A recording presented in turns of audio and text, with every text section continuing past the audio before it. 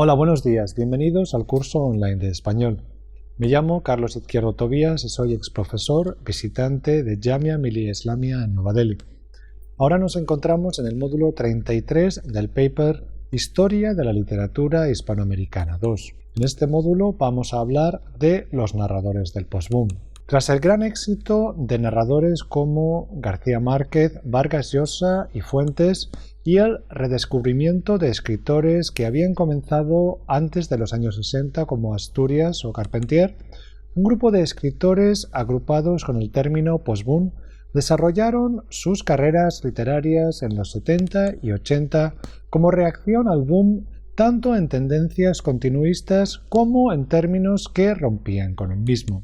Esta nueva literatura difiere del boom en que muestra una menor preocupación por la metaliteratura, propone estilos más directos y accesibles para el lector, prefiere el realismo y la narrativa histórica, que construye a partir de investigaciones rigurosas, tratan a veces el tema del exilio.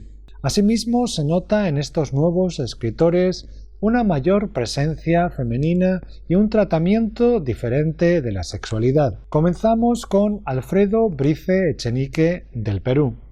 Nacido en Lima en 1939, el peruano Alfredo Brice Echenique es el autor de una obra que destaca, entre otras cosas, por su narración de estilo oral, en la que la realidad y la ficción se confunden. Sus padres eran miembros de la antigua oligarquía limeña.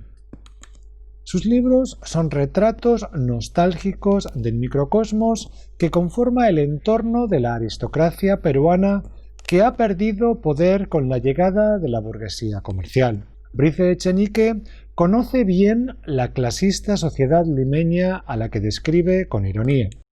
Su primera obra fue un libro de cuentos, Huerto Cerrado, de 1968. Es más conocido por su novela de gran contenido autobiográfico, Un mundo para Julius, de 1970, que penetra en el entorno de un niño solitario que pertenece a una familia rica de Lima y explora la manera en la que éste va conociendo el mundo cruel de los adultos. La historia también habla de la división de clases sociales y el racismo de la aristocracia limeña cuando contrapone la familia de Julius y sus fiestas de sociedad a la pobreza de los empleados domésticos en su mundo andino y popular. Vamos a hablar ahora sobre los escritores puertorriqueños Luis Rafael Sánchez y Rosario Ferré.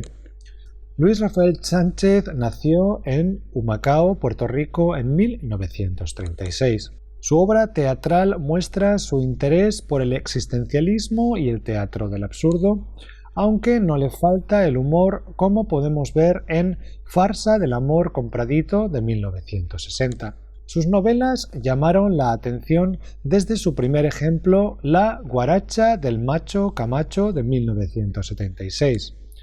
Esta obra cuenta dos historias que se entrecruzan, la de la familia del senador Vicente Reynosa, que representa a la clase alta, y la de así llamada madre, también conocida como China hereje, amante del senador y que representa a la clase popular. El autor hace uso de elementos del lenguaje de la radio para apelar al lector por medio de lo auditivo. De gran influencia en la narrativa caribeña, la novela desarrolla un lenguaje barroco que pretende retratar Puerto Rico como un lugar de corrupción y como un país obsesionado con la cultura estadounidense.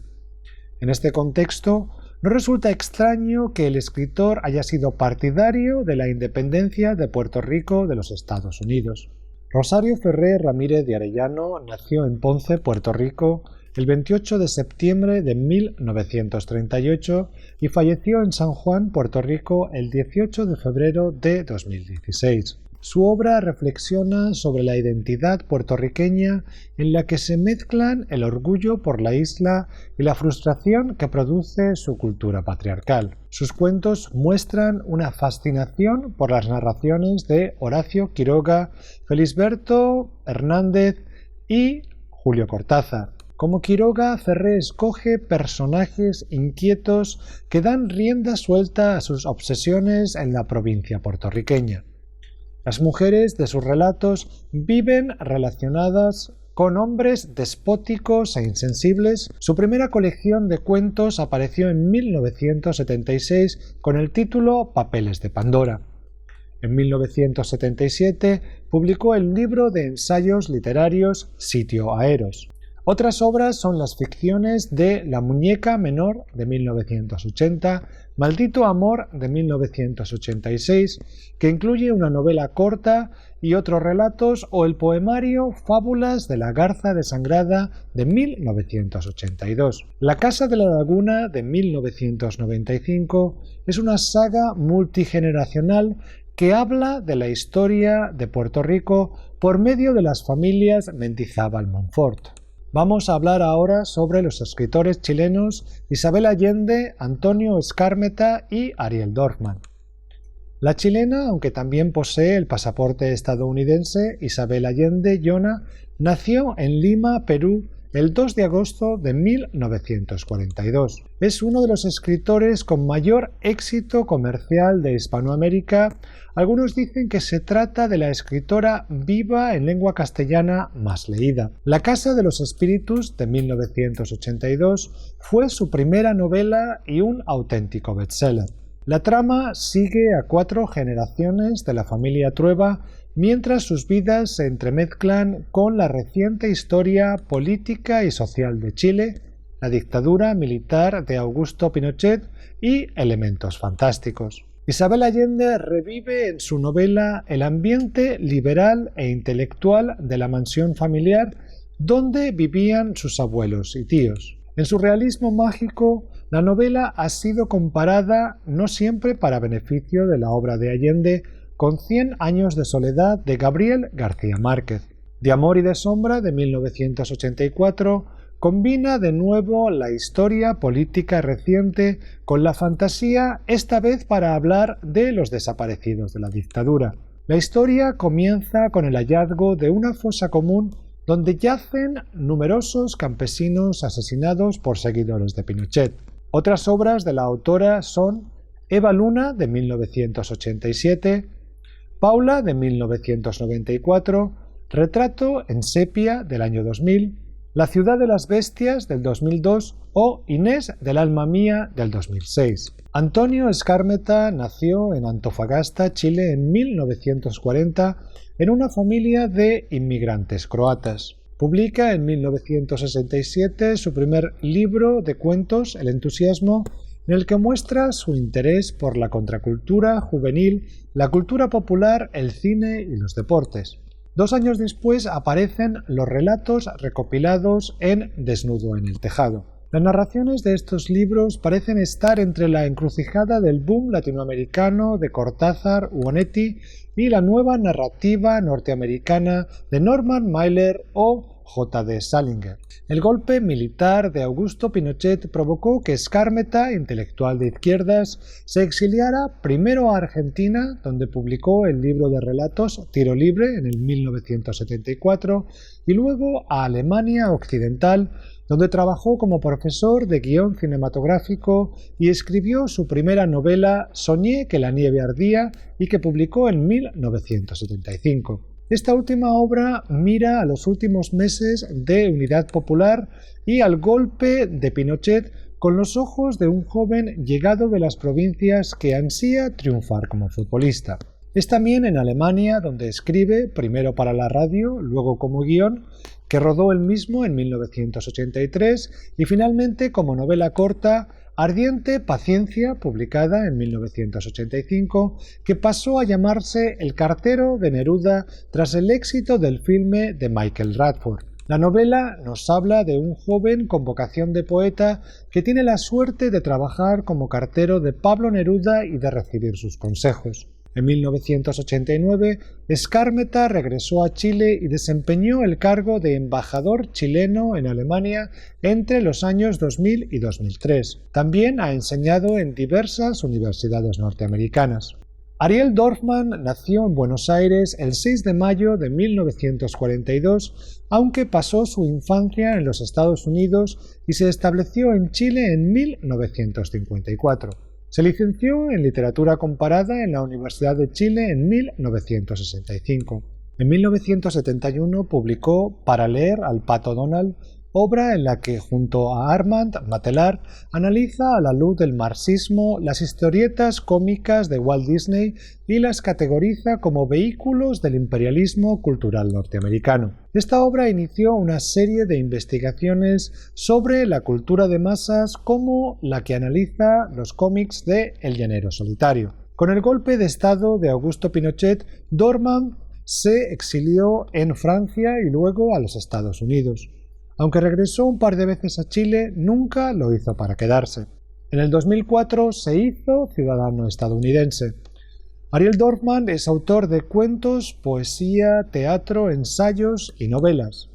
Su obra ensayística ha ocupado gran parte de su tiempo y se concentra en el análisis de la cultura popular y la mentalidad artística latinoamericana. Su obra de teatro La muerte y la doncella, de 1990, sobre el encuentro de una víctima de la tortura y su supuesto torturador, se hizo tremendamente popular, aún más cuando Roman Polanski la llevó al cine. Su obra novelística comprende Moros en la costa, del 73, Viudas, del 81, La última aventura del llanero solitario, del 82, Máscaras, del 88, Confidence, de 1995, La nana y el iceberg, de 1999, Terapia, del mismo año, y Americanos, del 2009. Vamos a hablar ahora sobre los escritores uruguayos Eduardo Galeano y Cristina Peri Rossi. Eduardo Galeano nació en Montevideo, capital de Uruguay, en 1940. Escritor y periodista, Galeano fue una de las voces más poderosas de la lucha anticapitalista hispanoamericana y uno de los ensayistas más eclécticos y enciclopédicos que han analizado las raíces y la historia política y social de Hispanoamérica. Comenzó su carrera haciendo caricaturas políticas en el semanario socialista El Sol. Luego fue jefe de redacción del semanario Marcha, donde también colaboraron Mario Vargas Llosa o Mario Benedetti, y también fue editor del periódico Época. En 1971 publicó el ensayo Las venas abiertas de América Latina, en el que hace un repaso por la historia de Latinoamérica desde la colonización hasta el presente y denuncia el saqueo de los recursos naturales del continente por parte de los imperios coloniales de los siglos XVI y XIX y los neocoloniales desde el siglo XIX. El libro no agradó a las dictaduras militares del momento. En 1973, el golpe militar en Uruguay hizo que Galeano tuviera que salir de su país. A su regreso a Montevideo en 1985, cuando Julio María Sanguinetti se convirtió en el presidente democrático de Uruguay, Galeano fundó el semanario Brecha y luego su propia editorial del Chanchito. A finales de los años 80 formó parte de una comisión que se opuso a una ley que promulgaba la impunidad de los crímenes cometidos por la dictadura militar. Cuando Barack Obama ganó las elecciones presidenciales en Estados Unidos, Galeano exhortó al nuevo líder a recordar la historia y que la Casa Blanca había sido construida por esclavos negros. El 13 de abril de 2015, Eduardo Galeano murió en Montevideo a causa de un cáncer de pulmón. Cristina Peri Rossi nació en Montevideo, Uruguay, el 12 de noviembre de 1941. Escritora, traductora y activista política, sus primeras publicaciones fueron dos colecciones de relatos, Viviendo, de 1963, con historias que inciden en la limitada libertad de las mujeres y que hablan del lesbianismo, y Los museos abandonados, de 1968, que denuncia el odio a los intelectuales y la misoginia de la guerrilla, y una novela, El libro de mis primos, de 1969. Por su activismo político de izquierdas, tuvo que exiliarse de Uruguay con el advenimiento de la dictadura militar, mientras su obra era prohibida. Se instaló en Barcelona, donde trabajó de periodista.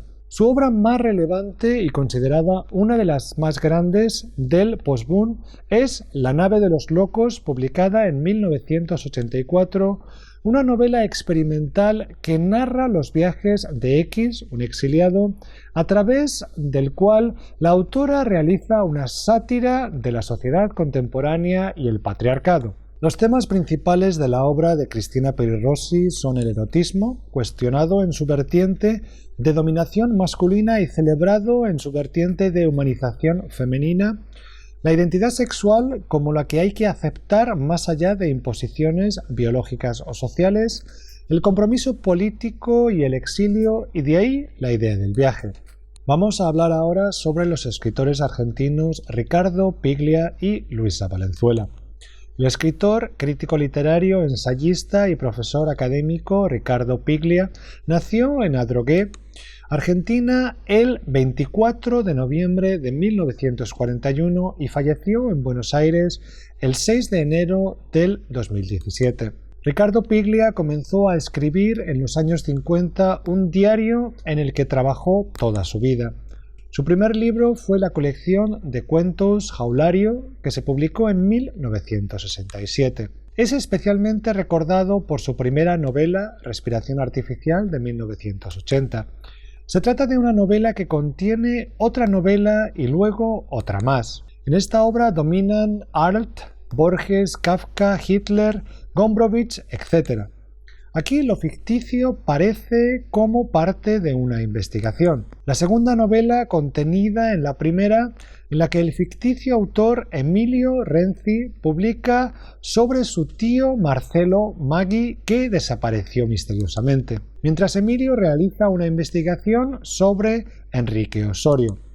Así entramos en la tercera novela que nos transporta al siglo XIX. De esta manera accedemos a las experiencias de diferentes generaciones con la vida política del país rioplatense desde mediados del siglo XIX hasta los años 70 del siglo XX. La novela, en su intento por evitar la censura, se vuelve a veces extremadamente artificiosa y autoconsciente. Piglia también escribió guiones para películas como el de Comodines, 1997, de Jorge Nisco, La sonámbula, Recuerdos del futuro, de 1998, de Fernando Spinner, Corazón iluminado, de 1998, de Héctor Babenco, y El astillero, del 2000, de David Lipsig. La célebre película Plata quemada del 2000 de Marcelo Piñeiro está basada en una novela homónima de Piglia publicada en 1998. Luisa Valenzuela nació en Buenos Aires el 29 de noviembre de 1938 en una casa que frecuentaban escritores como Jorge Luis Borges, Adolfo Bioy Casares y Ernesto Sábato. Se instaló en París a los 20 años tras su matrimonio con un hombre de negocios francés y trabajó para la radiotelevisión francesa y conoció a miembros del grupo Tel Quel y de la Nueva Novela. Escribió también Hay que sonreír, su primera novela. En 1961 regresó a Argentina, donde trabajó de periodista para el diario La Nación y la revista Crisis, entre otras publicaciones, y viajó extensivamente por Argentina, Bolivia, Perú y Brasil. Después vivió en los Estados Unidos, México, París y Barcelona. En 1979 se exilió a los Estados Unidos. En el 89 regresó a Buenos Aires para quedarse. A pesar de que su obra se ha constituido alejada de la tradición literaria argentina, parece construirse en una forma de retorno a sus raíces apoyada en elementos míticos e históricos. Sus obras, como En la guerra del 77, Cambio de armas del 82 y Cola de lagartija del 83 son una poderosa crítica de la dictadura. También analizan las estructuras patriarcales de la sociedad y sus estructuras de poder. Sus obras, como En la guerra del 77, Cambio de armas del 82 y Cola de lagartija del 83, son una poderosa crítica de la dictadura, pero también analizan las estructuras patriarcales de la sociedad y sus estructuras de poder. En sus libros encontramos una lucha por la liberación del yo femenino de sus muchas formas de dependencia. Y terminamos aquí este módulo. Muchas gracias.